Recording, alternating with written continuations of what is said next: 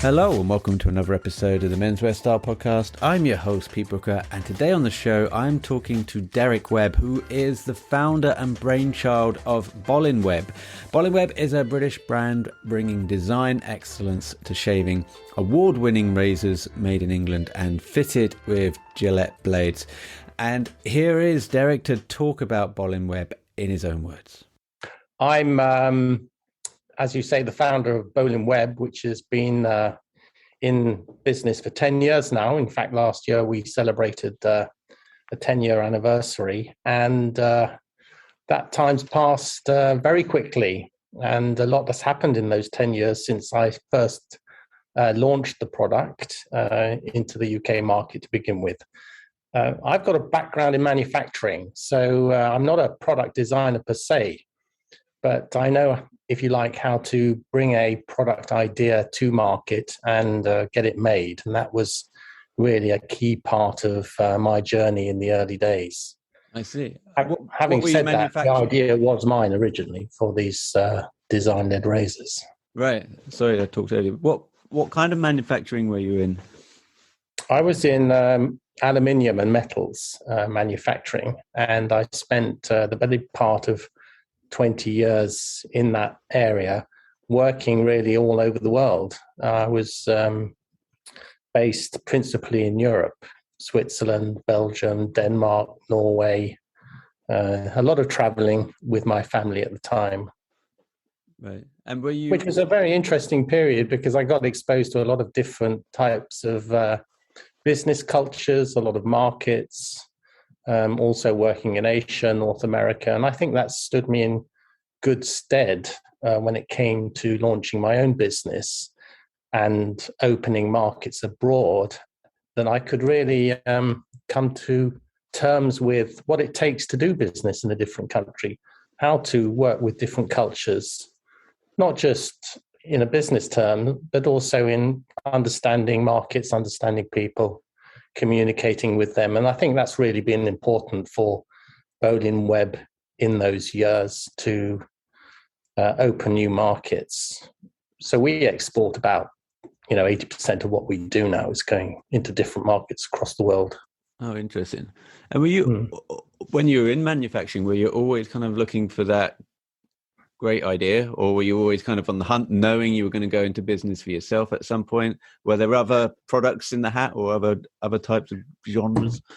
No, there wasn't a master plan to be in somebody else's business in manufacturing for 20 years and then start my own. I think it was just a transition towards the end of that period that I would like to do something different. I would like to have my own business.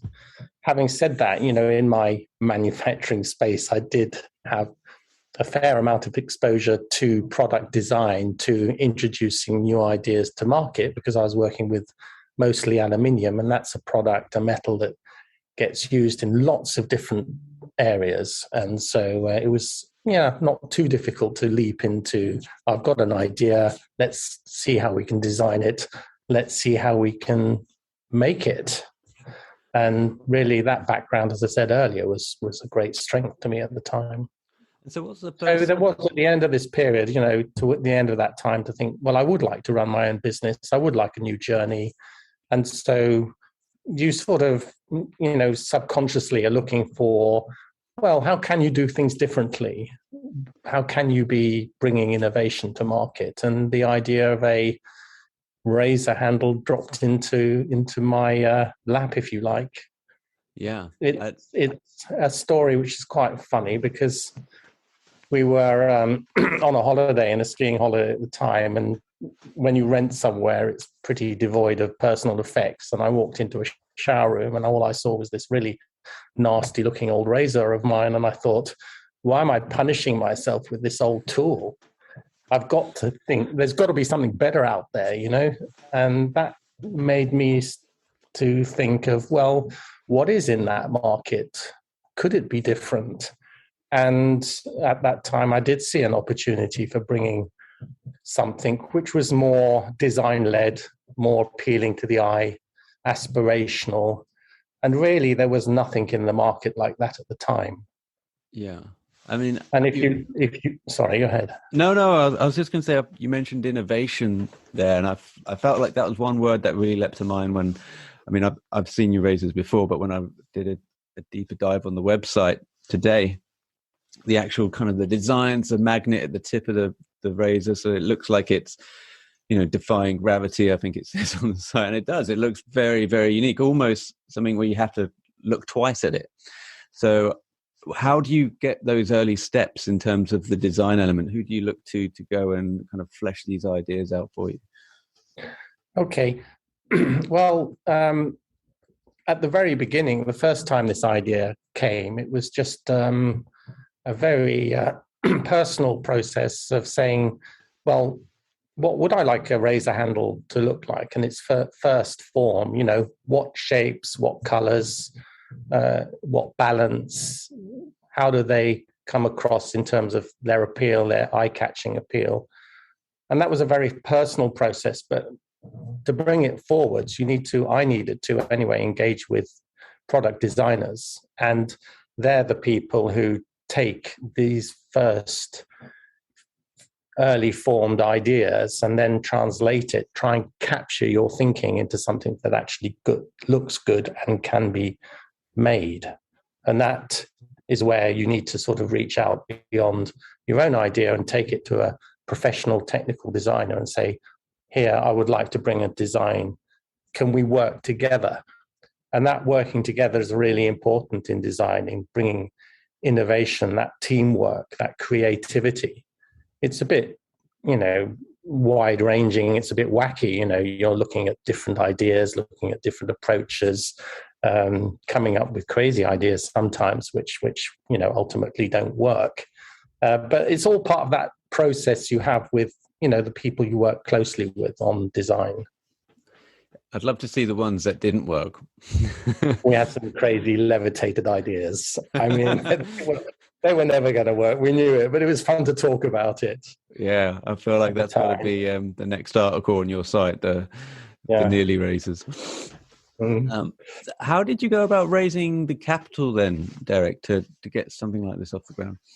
Okay, so in the early years, let's say the first 3 to 4 years, it was all self-financed, So it was a incremental growth, which, when you're an early start is quite important. And cash flow management is always very important when you're running your own business, for sure. After a period of some years, we went into the world of angel networks, where you start making your pitch to a group of investors who are all looking for an opportunity to make a good return on their investment.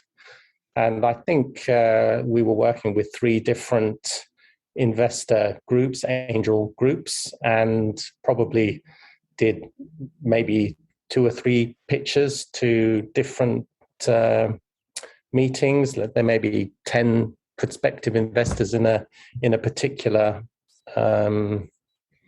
meeting, and you have your 15-minute slot stuck in between some other product and another service or whatever it might be, and you do your best and you try and pick up some interest, which we did. We have a good investor with us who's been with us over the subsequent years, and that's been a great strength to the business as well. And are these, I'm imagining Dragon's Den, just the format of Dragon's Den without the interviews and the guy downstairs with the quirky clocks in the background. Is it something like that? Yeah, we were actually approached by Dragon's Den, but we had already done our fundraising by then, and I'm glad I didn't have to go onto Dragon's Den and get pulled to pieces, quite frankly, quite as publicly as happens there. Generally speaking, the angel investment community is very genial. They're very nice people. They ask good questions. They're not out to get your skin or catch you out. Right. They want to understand, and they want to understand what your business model is, but also where you see the end game. And that's an important discussion to take with them. I find a lot of the pitches on Dragon's Den, people are looking to invest in the person as much as they are the product. Did you find Really, that yeah. as well with some of the pitches that you were making to the investors, that they were also looking at you as if to say, can we really invest in Derrick? I think that's very, very important, because they've got a very short space of time to try and get to know you as a prospective partner, or a place where they're going to put their money. And that's not a lot of time to take measure of somebody. Of course, it's not the only meeting you'll have with them. You make your first pitch, they like the idea, they like the product or service. Maybe they see you've already got a position in the market somewhere, which is a good recommendation. If they do show interest, they're going to meet you again. They don't put their money on the table and say, right, there you go, here's whatever it is you've asked for or not, for whatever share. They come back to you, and then you enter what can be quite a protracted negotiation of how much you're looking for, how much you're prepared to let go for that share, and you have to get into a serious negotiation. A bit like speed dating in a way. It's like it was very speedy. Very one-way speed dating. I mean, you're just making a pitch to a load of people you don't know, right? So, I'm imagining that was in person back in the day. I guess these would be done. Oh yes. No, there was nothing on Zoom at that time. Maybe there is today. That would be really speedy. It would be difficult, actually. Because you've got to meet your investor too. You don't want just their money. That's the mistake that many make. You need to partner with somebody you can work with as a business owner. And what role will that investor play in your business? Now, we're very fortunate that we've got a single investor who is interested and informed and challenging. This is the one person who asks me the most difficult questions, and it frustrates me sometimes, but he's absolutely doing the right thing to do that. Yeah. It's almost like the check to your balance, pardon the pun. There you go. Away from investments, Derrick, over the last 10 years, the brand's been going. Could you note any real fundamental changes that you've seen in men's grooming over that time that really stick out to you? Well, yes, there have been a lot of profound changes to men's grooming on the tool side, not even to talk about skincare, which is a very complicated world in its own. Within the world of tools, when we started, the market was fairly straightforward. It was the disposable razor, it was the technical category of the blade with the Gillettes and Wilkinson swords, and then you jump to the more exclusive badger brush gentleman ebony ivory shop. So there was nothing in that middle space we were looking at, which was contemporary design, affordable luxury with a sort of eye-catching and aspirational twist. So we've, in a way, plugged a gap there. Those were early days, but since that, of course, the big moves you've seen are the emergence of subscription services. And back in 2015 or thereabouts, there were a large number of new entrants which came in to that market on the back of Dollar Shave Club and Harry's in the US. And particularly the Harry's story is remarkable, where they launched the subscription service and then were bought out and now are a much more mainstream brand which you could buy in a supermarket. So I don't know what the future of subscription will be as a mainstream shaving area, or whether it's just an evolution. We'll see. But that world is very much about capturing the blade market, competing with Gillette, for example. We would like to be supplying blades to consumers, not the the handle or the shaving set. So that's a very profound change. Another big change is the emergence of the safety razor as a much more popular tool for shavers, in Western markets, not really in Asian markets. And do you think that people are now using safety razors more, let's just say in the last half year with what's going on with pandemics, etc.? Maybe they want to go out a bit more now that restrictions are easing it. And do you think like people are now wanting to have the pleasure of shaving again for events and going out? Yes, I would have thought so, but it's difficult for me to measure that. I would say, I mean, clearly the beard, the emergence of the beard wasn't there to the degree when I started the business. So again, that's been a disruptive trend to shaving tools, if you like, and has had to force the major players to address the question of how do men with beards shave. Okay. Yeah. So even if you are with a beard, you're likely to want to have a razor. You might not be shaving as often as if you're clean shaven like me, but you're going to have a razor of some sort in your toolkit.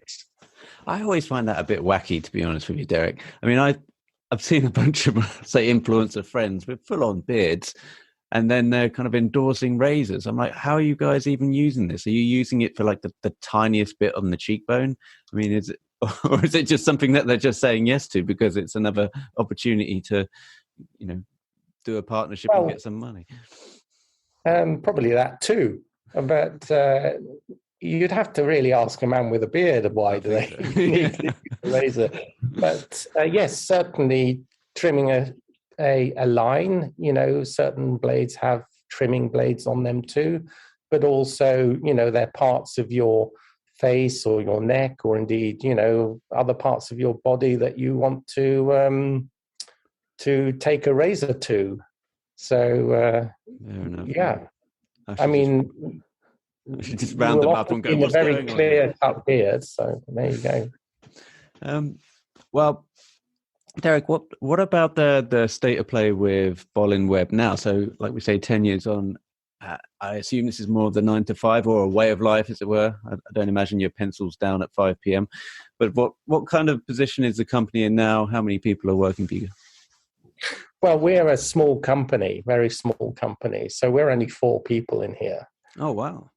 Yeah. So what we are doing is working with a network of different partners that may be product designers or graphic designers or web, internet people, PR, distribution partners. So I've really built the business on the back of having good, strong relations with external partners, not by employing people within the company itself. Well, it looks on the website, which is bolinweb.com, by the way. It looks a lot bigger company than 4 people.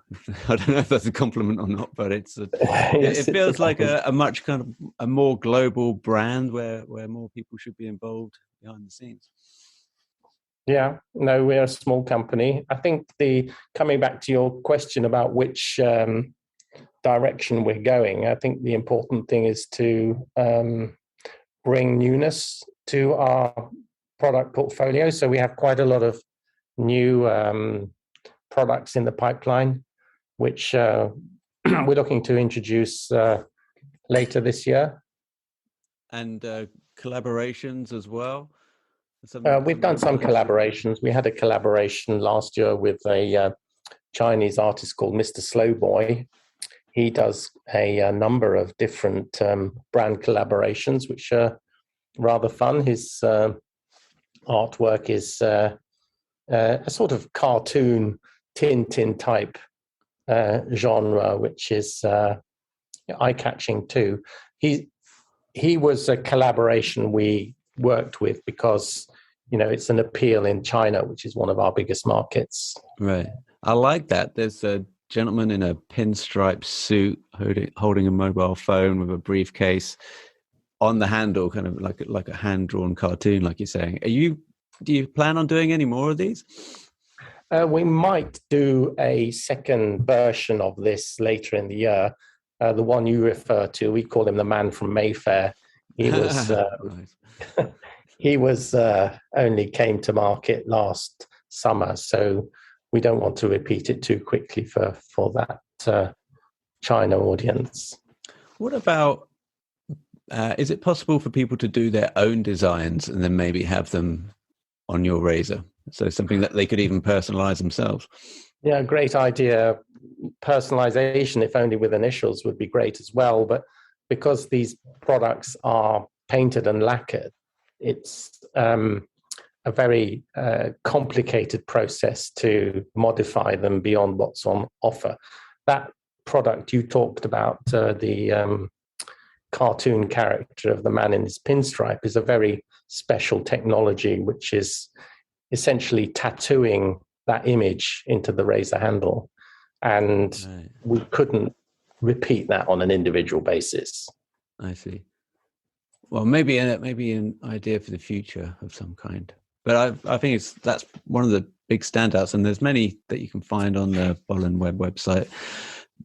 Different colours, and again the Union Jack one there, that's on there. Also, there when I was going to go onto the site, I was expecting to pay a lot more for these. They're all really accessibly priced.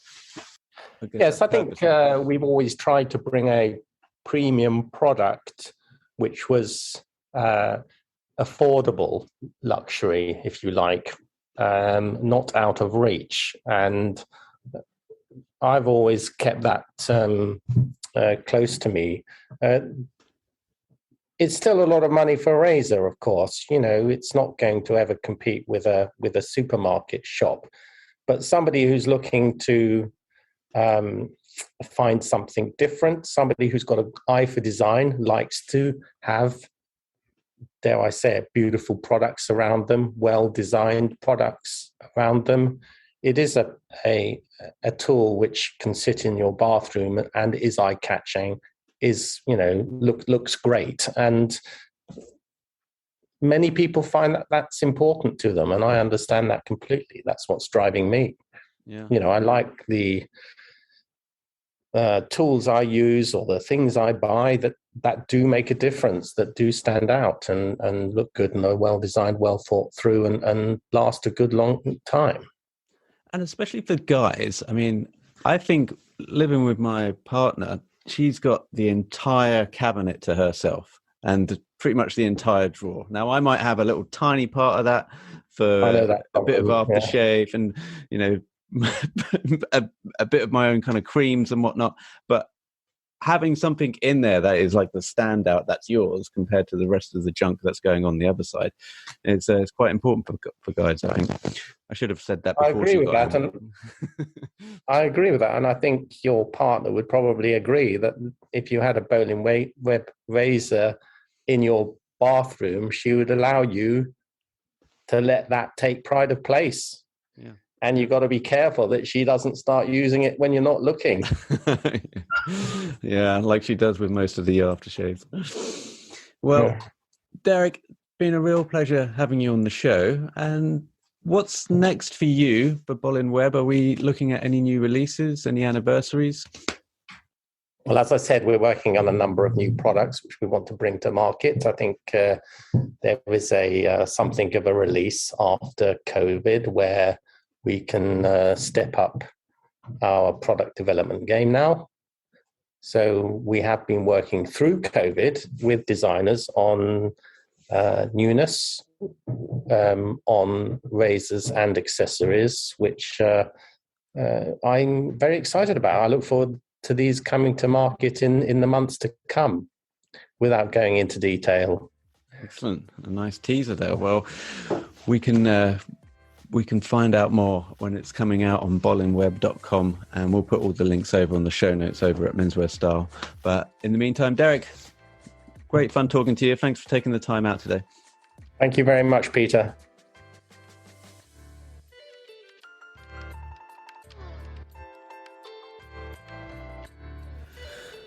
You've been listening to the Menswear Style podcast. Be sure to head over to menswearstyle.co.uk for more menswear content, and email info@menswearstyle.co.uk if you would like to be a future guest on the show. Finally, please help support the show by leaving a review on iTunes or wherever you're listening to this podcast. Until next time.